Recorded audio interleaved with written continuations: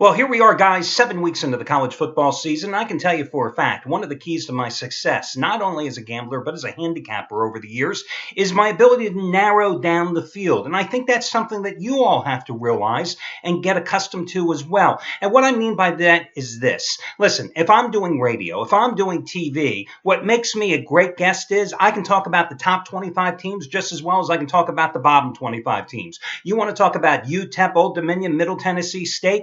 Hey, I'm with you. I follow all the teams. I know the majority of the personnel. And I would say comfortably, out of 125 Division 1A schools, that I can probably go in depth on at least 100 of them.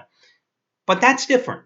That's sitting around talking college football. That's discussing a bunch of teams. But when it comes to gambling and handicapping, you've got to be able, once again, to narrow that field. And here's really what it comes down to. You will find that there are certain conferences and certain teams that you continually gravitate to because you get a feeling about those teams. You have a sense of how they're going to perform on a week-to-week basis. It's almost as if you're a fan in those respective cities following those teams as your own favorite team in college football.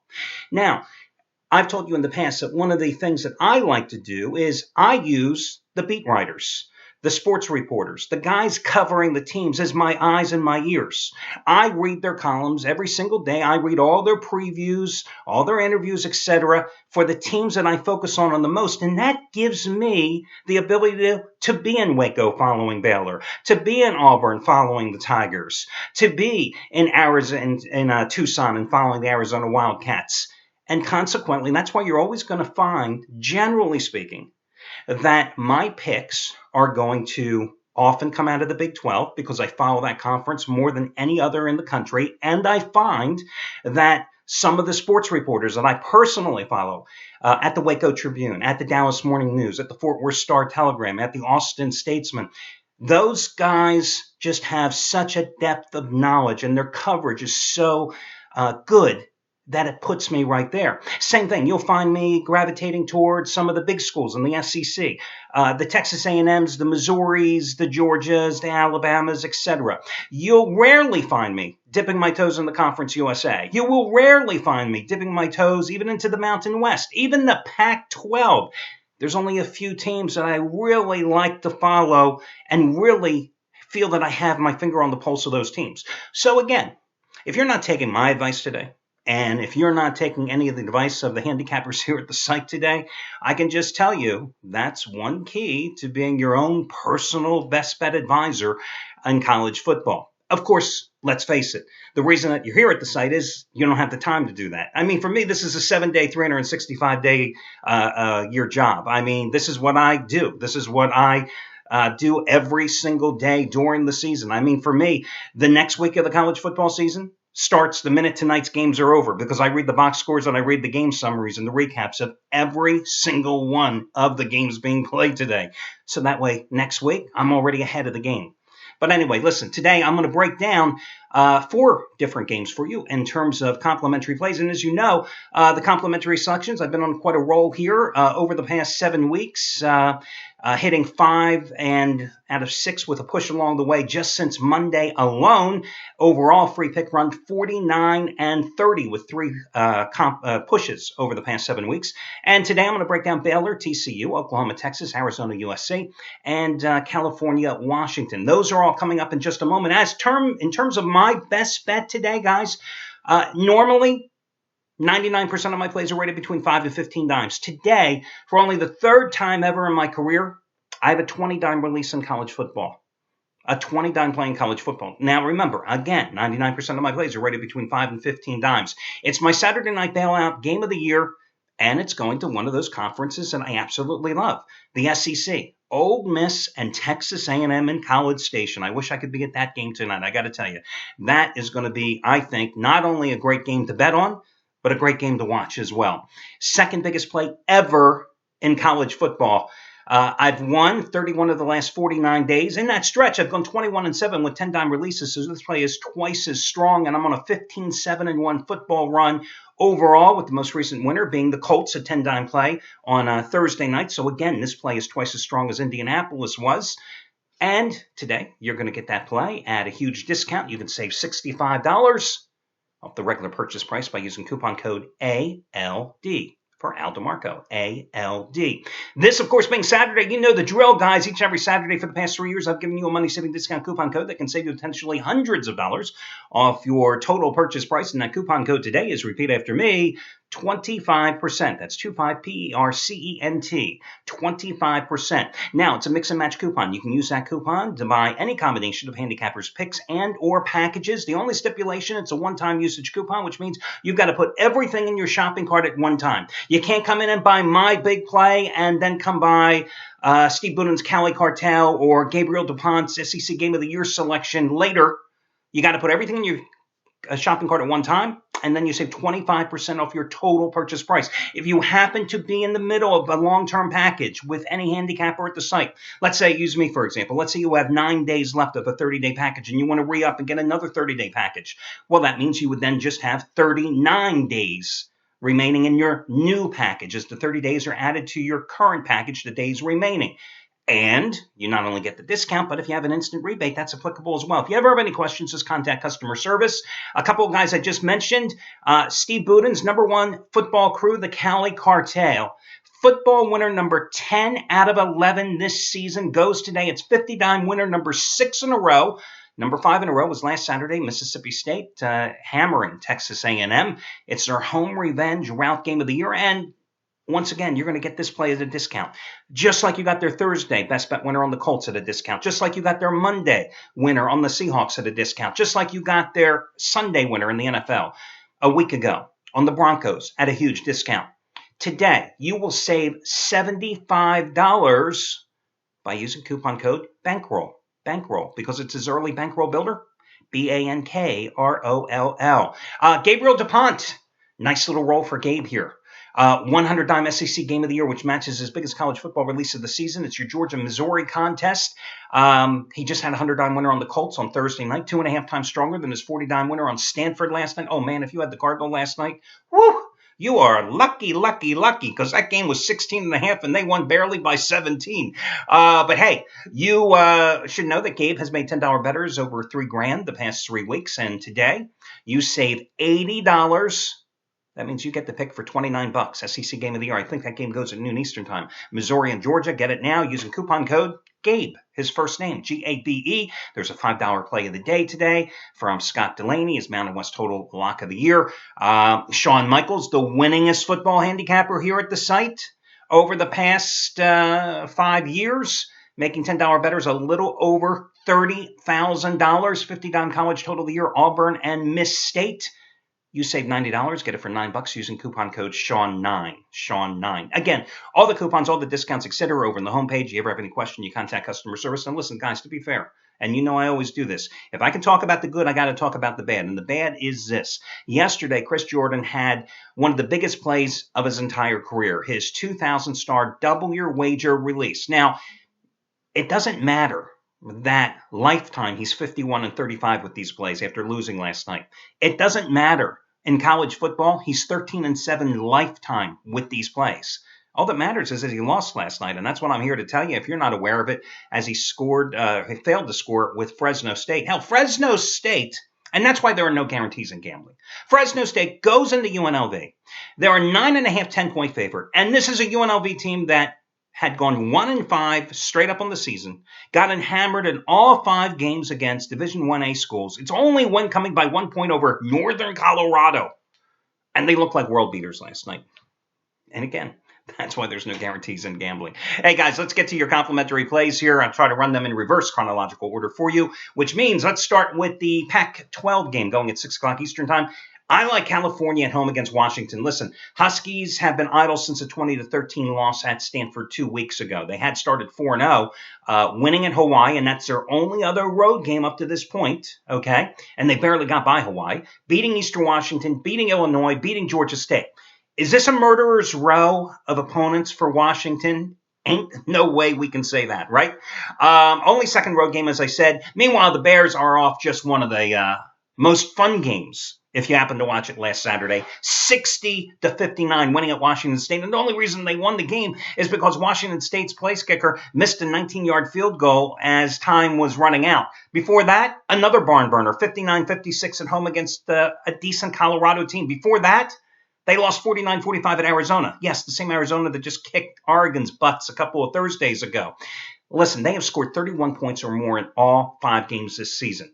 They also give up a ton of points. But the thing is, where California is most susceptible, and this is a defense that is on the field for over 91 plays a game this season. That's the most plays of any college defense. All these guys ought to graduate and go play for Chip Kelly's Eagles. Just thinking of that. Anyway, they are on the field nonstop. But their biggest problem is they can't stop the pass. They're not a bad run defense team. Which, of course, is another way of saying, why should anybody run against them? Because everybody's throwing the ball nonstop, okay? Washington is traditionally, and is this season, a team that runs the ball effectively. Can a Tiger change its stripes? Can a Husky in this particular case? I don't think so. Even with the extra prep time, I'm not sure. So I think the way to go is go with California here. I mean, listen, Sonny Dykes has just done it. That's their head coach. Isn't that awful? I almost had a brain freezer. Yes, Sonny Dykes, Spike Dykes' son.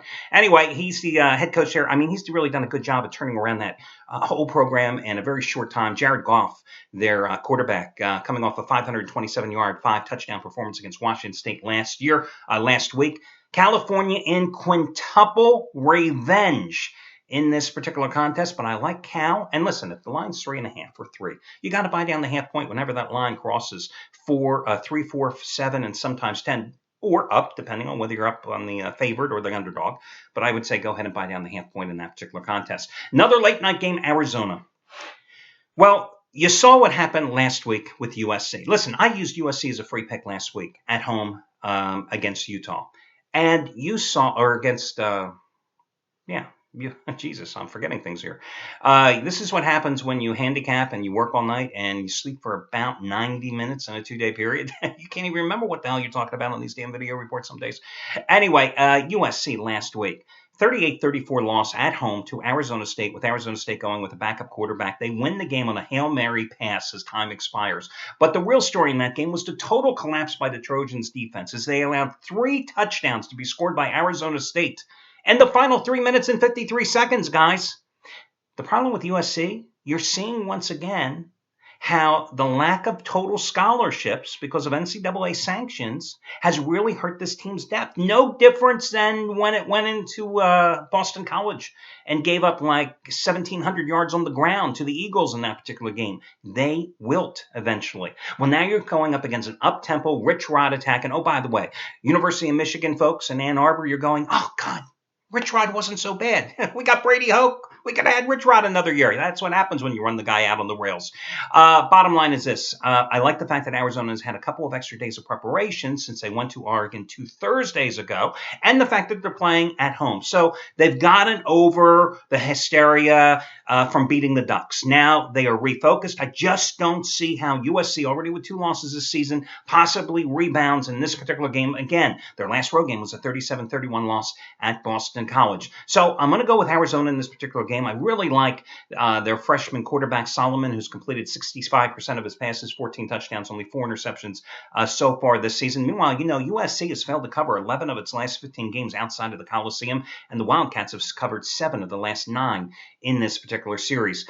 Let's talk about one of my favorite teams, the Baylor Bears. Now, I have already gone 3-0-1 with my plays involving Baylor this season, backing the Bears in every single game. Matter of fact, the Bears were my best bet last Saturday, a 15-dime play, getting the job done at Texas in a lackluster affair. It was a game in which they were lucky to lead 7-0 at halftime and then eventually pulled away for the win and cover 28-7. But Bryce Petty, their potential at the time Heisman Trophy winning quarterback, had the worst game of his career in that game, 7 for 22, 111 yards.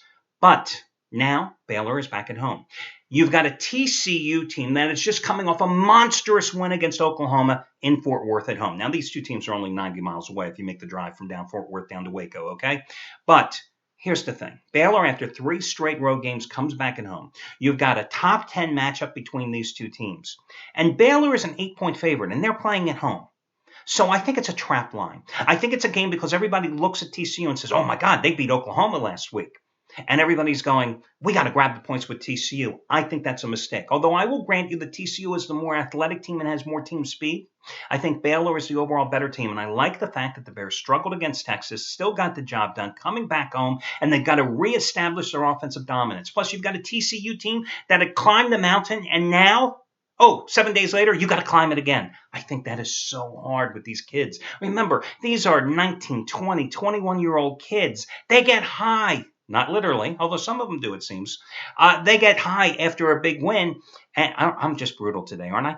And then they've got to get up for another big opponent and another big game. And then TCU having to go on the road this particular week, I think that's going to lead to their downfall here. It's been a close series the past couple of years, but listen, you can't deny the fact that the Bears have covered 12 straight games in Waco, and I think they turn around their offense and get things going back in this particular contest. So again, I'm going to go with Baylor. Now, you talk about the ultimate revenge game. It's what used to be the Red River Shootout, then turned into the Red River Rivalry, and now is known as the Red River Showdown. Oh, please. Can we get any more politically correct here, for Christ's sake? Oh, that wasn't politically correct either, was it? How can you not go with Oklahoma? Remember what happened last year? The Longhorns, 13-point underdogs, smacked the Sooners around 36-20. Listen, Oklahoma, I said they're not that great, but you saw how they played up and down the field against TCU last week before losing that game, 37-33. Now, that was in nearby Fort Worth, so the Sooners are in the Dallas metropolitan area for a second straight week. I think the worst thing that could have happened for Texas is that Oklahoma lost. Because, listen, the Sooners have had this game circled since last year when they met in Dallas at the Cotton Bowl. So now coming off a loss, you don't think they're doubly focused and they want to beat the Longhorns you-know-whats? You better believe it.